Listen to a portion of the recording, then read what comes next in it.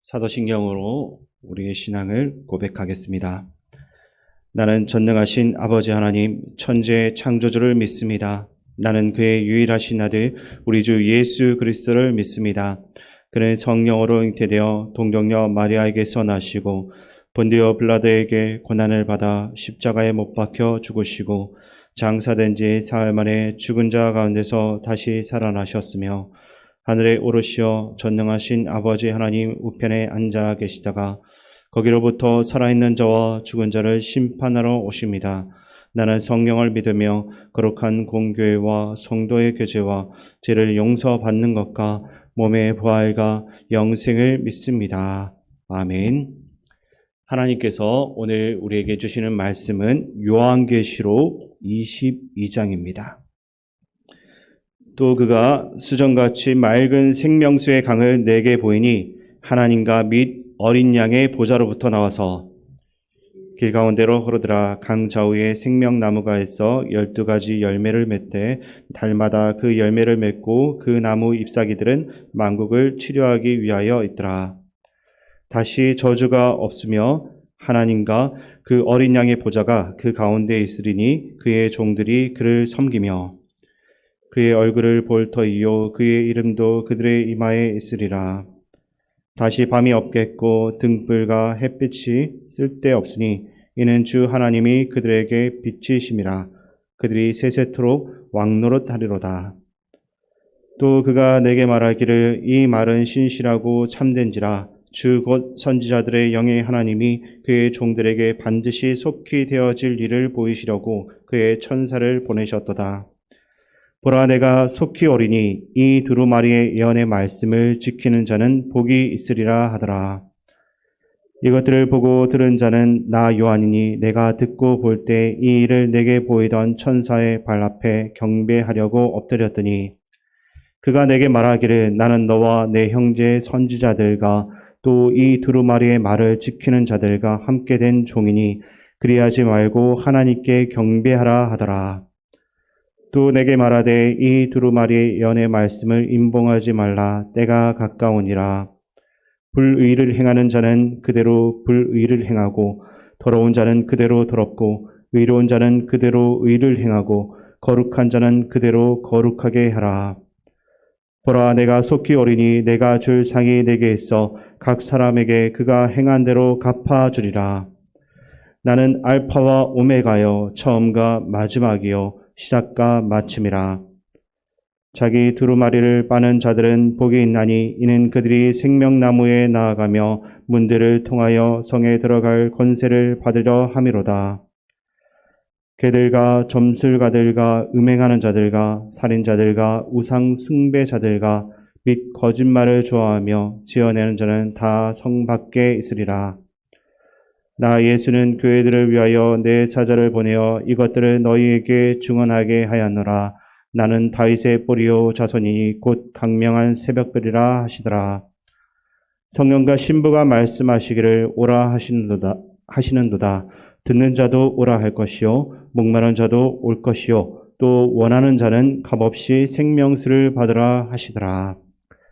내가 이 두루마리의 예언의 말씀을 듣는 모든 사람에게 증언하노니 만일 누구든지 이것들 외에 더하면 하나님이 이 두루마리에 기록된 재앙들을 그에게 더하실 것이요 만일 누구든지 이 두루마리의 예언의 말씀에서 제하여 버리면 하나님이 이 두루마리에 기록된 생명나무와 및 거룩한 성의 참여함을 제하여 버리시리라.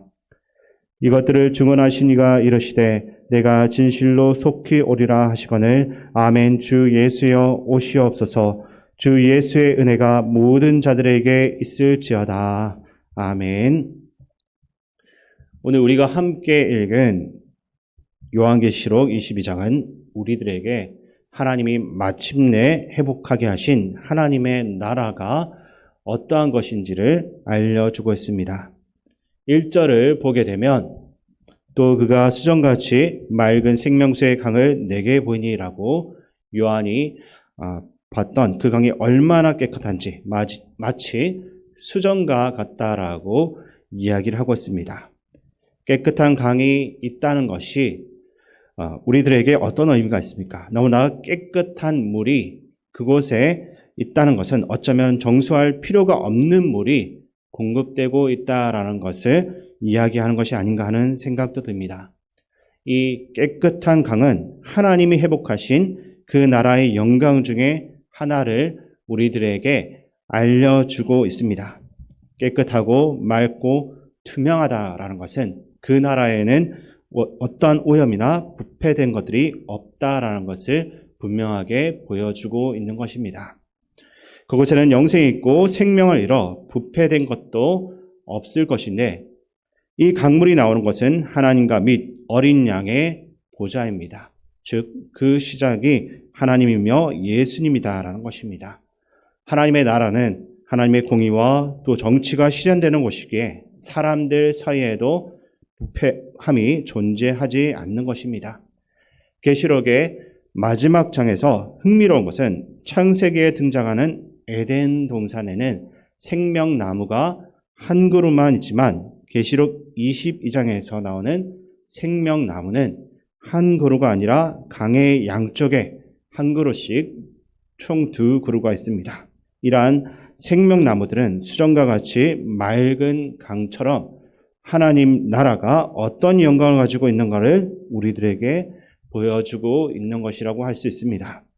그리고 일반적으로 우리들이 아는 모든 나무들은 한 가지의 한 종류의 열매만을 맺습니다. 그래서 사과나무는 사과만 맺을 수 있고 포도나무는 포도만 맺을 수가 있는 것입니다. 올리브나무나 무화과나무도 마찬가지입니다. 하지만 생명나무는 12가지의 열매를 맺고 또 그뿐만 아니라 매달 열매를 맺는다라고 기록되어져 있습니다. 또한 모든 나무의 실과는 정해진 시기가 있지만 생명나무는 그렇지가 않습니다.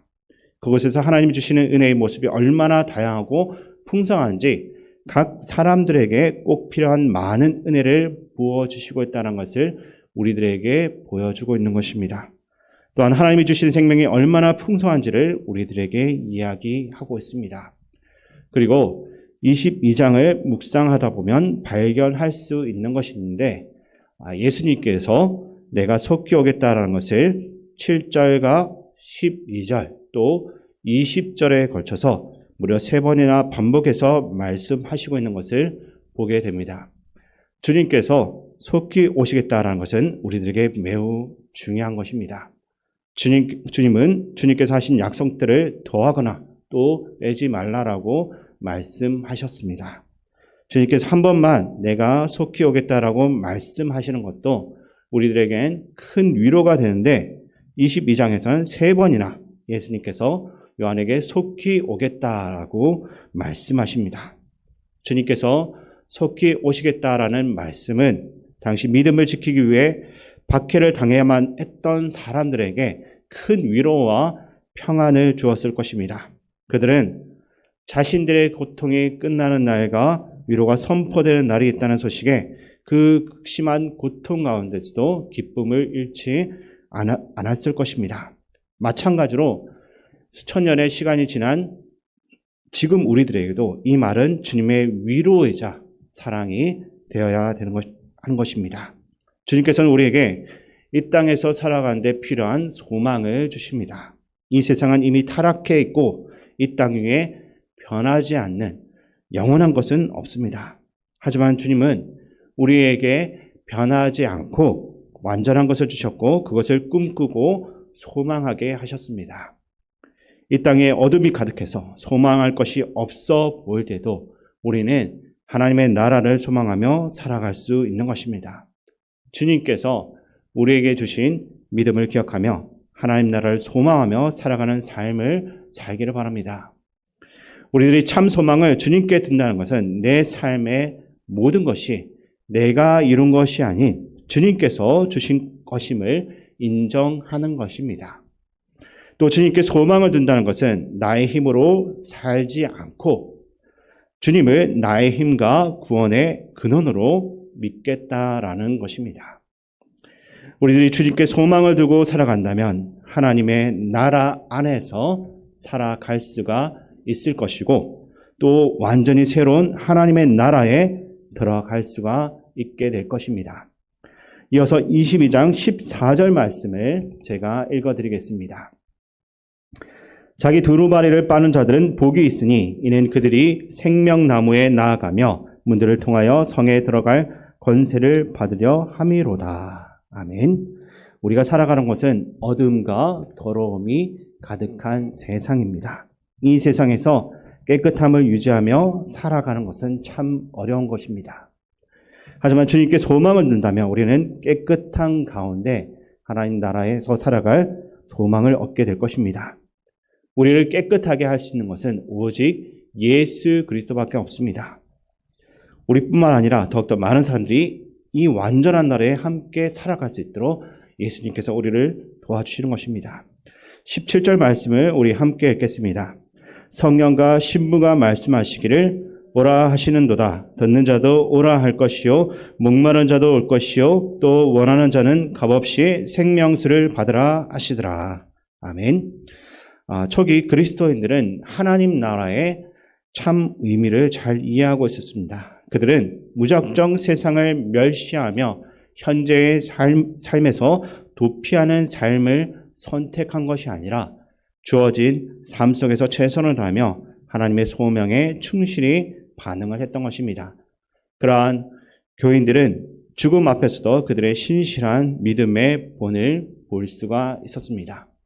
우리도 하나님 나라가 좋은 곳이다라는 것을 잘 알고 있지만 그것에만 안주하지 말고 그 나라를 진정으로 바라보며 살아가야 할 것입니다. 그러므로 우리에게 주어진 이 땅에서의 시간을 최선을 다해 살아가는 이유 또한 하나님 나라에 대한 소망에서 비롯되는 것입니다. 20절에 아멘 주 예수여 어서 오시옵소서라는 고백은 예수님을 사랑하는 일을만이 할 수 있는 고백인 것입니다. 이 세상의 다른 것들에 자신의 구원과 소망을 둔 사람들은 결코 할 수 없는 고백인 것입니다. 우리 모두가 예수님의 다시 오심을 믿으며 고백하며 진정으로 찬양할 수 있기를 원합니다. 그리고 예수님이 반드시 이 땅에 다시 오심을 기억하시며 내가 진정으로 소망하면서 살아가는 것이 무엇인지 고민함을 통해서 아멘 주 예수여 어서 오시옵소서라고 날마다 고백하시고 하나님 앞으로 한 걸음 더 나아갈 수가 있는 우리들의 하루가 되기를 주님의 이름으로 축원드립니다. 아버지 하나님, 우리의 역사 속에 주신 신앙의 길을 우리가 잘 이해하고 돌아보는 삶이 되게 하시고 믿는 자에게 주실 하나님의 나라를 기대하며 소망하는 인생이 되게 도와주옵소서. 과거의 교훈과 미래의 기대를 가지고 오늘 거룩한 하나님의 자녀로서 부끄러움 없이 살아가는 하나님의 사람이 되기를 원합니다. 우리의 과거와 미래 그리고 현재가 되시는 예수 그리스도의 이름으로 기도드립니다. 아멘. 주기도문으로 예배를 마치겠습니다. 하늘에 계신 우리 아버지, 아버지의 이름을 거룩하게 하시며 아버지의 나라가 오게 하시며 아버지의 뜻이 하늘에서와 같이 땅에서도 이루어지게 하소서. 오늘 우리에게 일용할 양식을 주시고 우리가 우리에게 잘못한 사람을 용서하여 준 것 같이 우리 죄를 용서하여 주시고 우리를 시험에 빠지지 않게 하시고 악에서 구하소서. 나라와 권능과 영광이 영원히 아버지의 것입니다. 아멘. 이 시간 말씀을 가지고 기도할 때 하나님 나라를 소망하도록 하신 하나님께 감사하는 하루를 살아가며 이 하나님 나라로 인해서 우리에게 주어진 일과 하루하루에 최선을 다하며 살아가게 하소서라고 기도하시기 바랍니다. 그리고 나라와 민족, 이 땅의 지도자를 위해 기도하시고 교회 어르신들과 한우들, 군복무적인 청년들과 다음 세대 자녀들을 위해 기도하시고 이번 주에 있는 정교인 한마음 축제 위에 기도하시고 마지막으로 세계 평화와 세계 각지에서 복음 전하기 위해 수고하는 선교사님들과 담임 목사님 위해 기도해 주시기 바랍니다.